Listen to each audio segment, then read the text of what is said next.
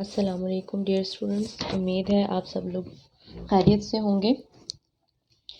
तो आज हम लोग स्टार्ट करने जा रहे हैं चैप्टर नंबर 6 और चैप्टर नंबर 6 का हमारा पहला टॉपिक है ऑक्टेट रूल और कॉज ऑफ केमिकल कॉम्बिनेशन। ठीक है, हमने सबसे पहले देखना है कि ऑक्टेट रूल क्या होता है। ऑक्टेट रूल का मतलब है attaining 8 electron in valence shell.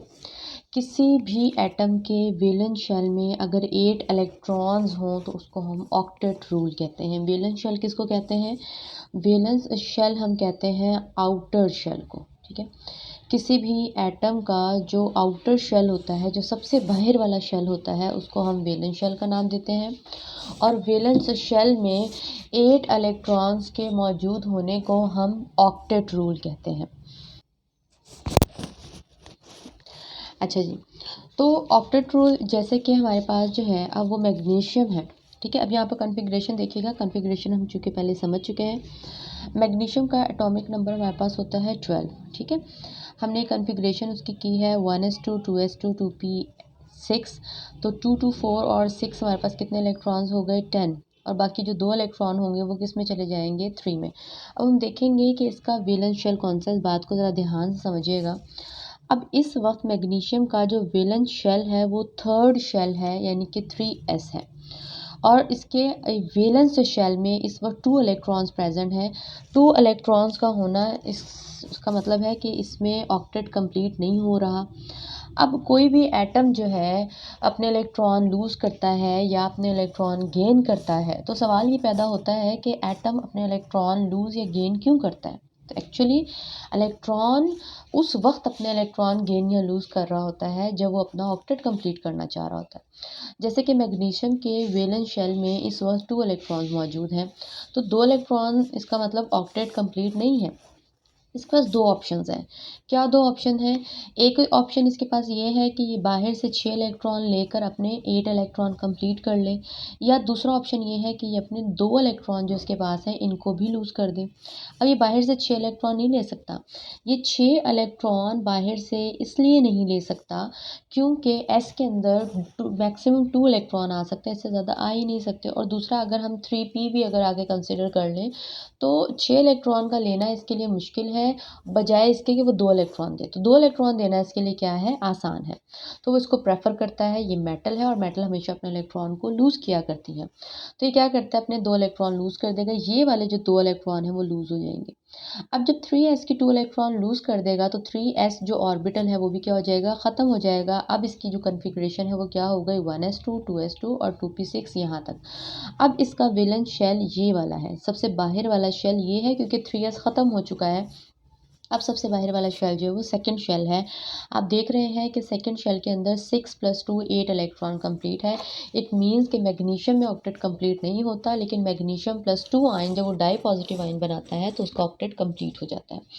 Same इसी तरीके से अगर आप फ्लोरीन के एग्जाम्पल देखते हैं तो फ्लोरीन के अंदर जो वैलेंस शेल है वो सेकंड शेल है। और अगर हम सेकंड शेल की बात करें तो ये हमारे पास 2s से लेकर 2pz तक इसका बनता है। अब इसमें अगर हम इलेक्ट्रॉन काउंट करें तो 2 + 2 + 2 6 और +1 7 इलेक्ट्रॉन्स हैं।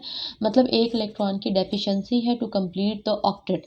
तो ये एक इलेक्ट्रॉन बाहर से गेन कर लेता है। अभी देखें, बाकी पिछली कॉन्फ़िगरेशन सेम है। यहाँ पर 2pz में एक इलेक्ट्रॉन था। आफ्टर गेनिंग अनदर इलेक्ट्रॉन तो 2pz में कितने इलेक्ट्रॉन हो गए? 2।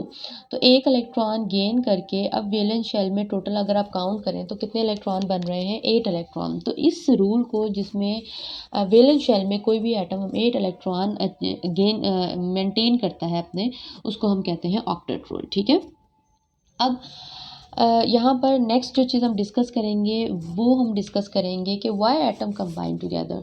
दो एटम्स आपस में क्यों कंबाइन? हम कहते हैं कि दो एटम सिमिलर और बाज़ दफ़ा जो होते हैं वो डिसिमिलर एटम आपस में कंबाइन होते हैं और नए कंपाउंड्स बना देते हैं, नए सब्सटेंसेस बन जाते हैं।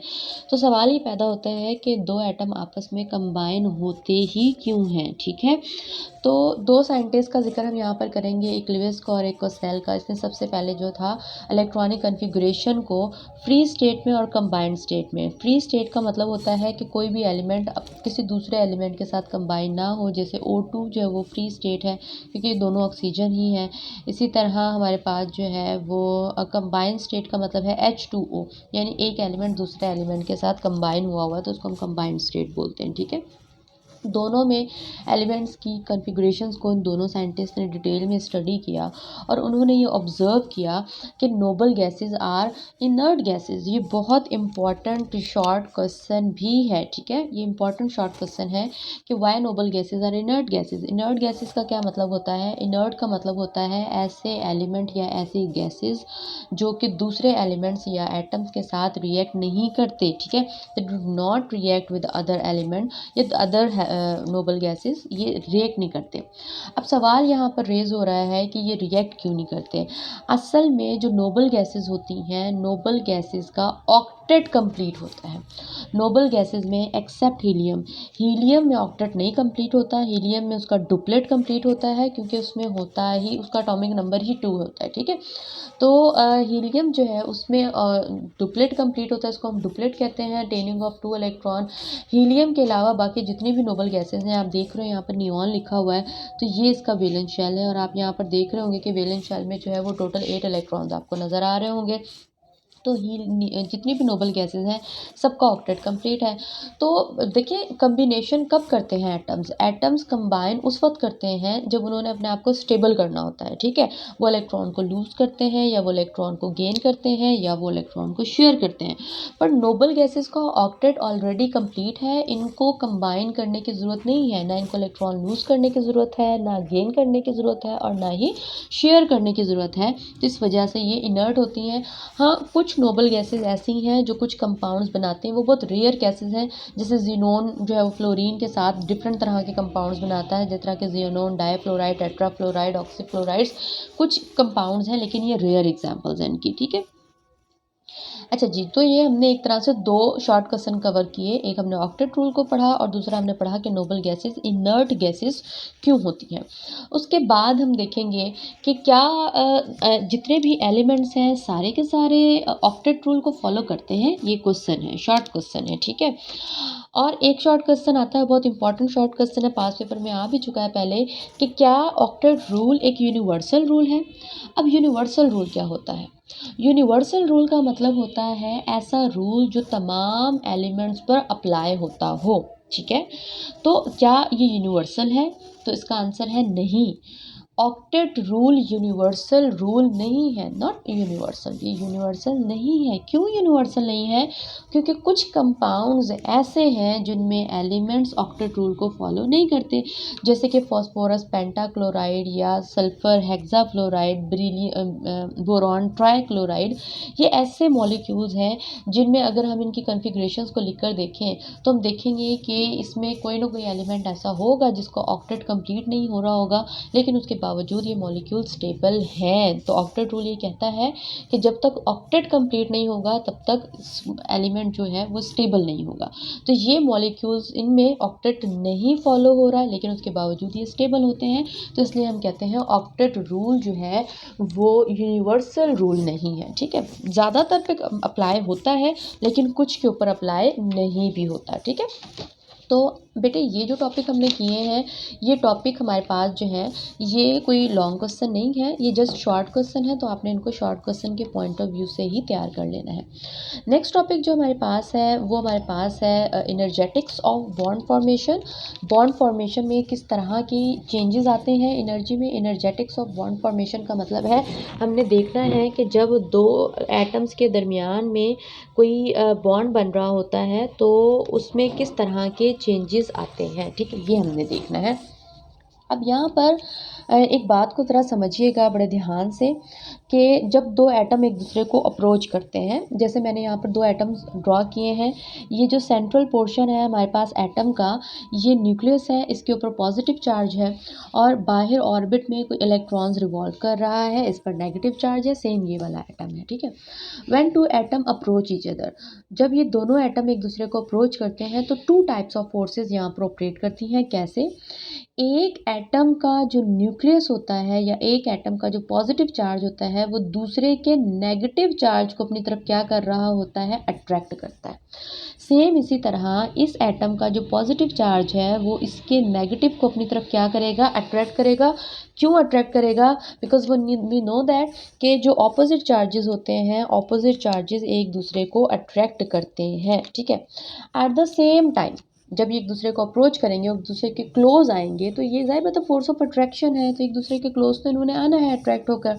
लेकिन ये ख़ास डिस्टेंस पर आकर ये देखें, जो एक एटम का नेगेटिव है वो दूसरे के नेगेटिव को क्या करना शुरू हो जाएगा, रिपेल करना शुरू हो जाएगा। और सेम इसी तरह पॉजिटिव को क्या करना शुरू हो जाएगा, रिपेल। तो हम कह सकते हैं कि जो एटम के सेम चार्जेस होते हैं वो एक दूसरे को रिपेल कर रहे होते हैं और जो ऑपोजिट चार्जेस होते हैं वो एक दूसरे को अट्रैक्ट करते हैं। तो फोर्स ऑफ रिपल्जन और फोर्स ऑफ अट्रैक्शन दोनों की दोनों साइमल्टेनियसली यहाँ पर एक्ट कर रही होती हैं। अब बॉन्ड बनेगा दो एटम्स के दरमियान में या नहीं बनेगा, ये किस बात पर डिपेंड करता है। देखिएगा, अगर जो दो एटम एक दूसरे को अप्रोच कर रहे हैं, अगर उनके दरमियान में फोर्स ऑफ अट्रैक्शन जो है वो डोमिनेट कर जाती है, ठीक है, फोर्स ऑफ अट्रैक्शन क्या कर जाती है, डोमिनेट कर जाती है।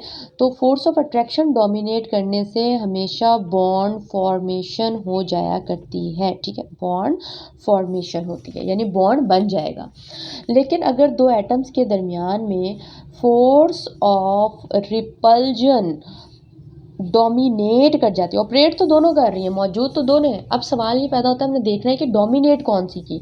अगर फोर्स ऑफ रिपल्जन डोमिनेट कर जाती है तो फोर्स ऑफ रिपल्जन डोमिनेट करने से दोनों एटम एक दूसरे से दूर चले जाएंगे, और दूर जाने का मतलब है कि नो बॉन्ड विल फॉर्म, कोई बॉन्ड नहीं बनेगा, बॉन्ड फॉर्मेशन नहीं होगी, ठीक है। ये बात आप अपने जहन में रखिएगा। इसी चीज़ को यहाँ ग्राफ में दिखाया गया है। जब ये दो एटम सपोज कर लें कि दोनों एटम हाइड्रोजन के हैं, ये भी हाइड्रोजन का एटम है और ये भी हाइड्रोजन का एटम है, तो जब दो एटम एक दूसरे को अप्रोच करते हैं तो फोर्स ऑफ अट्रैक्शन की वजह से दोनों एक दूसरे के क्या आते हैं, क्लोज आते हैं, ठीक है। क्लोज आने से देखिए, दो एटम जितने एक दूसरे के क्लोज आएंगे उतनी बॉन्ड फॉर्मेशन की तरफ जाएंगे, और बॉन्ड फॉर्मेशन का मतलब होता है कि उतना सिस्टम स्टेबिलिटी की तरफ जा रहा है। स्टेबिलिटी की तरफ जाने का मतलब है कि एनर्जी किस तरफ जा रही है, लो होती जा रही है, पोटेंशियल एनर्जी क्या होती जाएगी, डिक्रीज। ये बात मैं आपको कई बार क्लासेस में बता चुकी हूँ कि कोई भी सिस्टम लो एनर्जी पर जो होता है वो हमेशा स्टेबल होता है। तो अगर बॉन्ड फॉर्मेशन हो रही है और सिस्टम स्टेबिलिटी की तरफ जा रहा है तो इट मीन्स कि पोटेंशियल एनर्जी क्या हो रही है, लो हो रही है। ये जो आपने ग्राफ यहाँ पर देख रहे हो आप, इसमें जो वाई एक्सिस है ये पोटेंशियल एनर्जी को रिप्रेजेंट कर रहा है।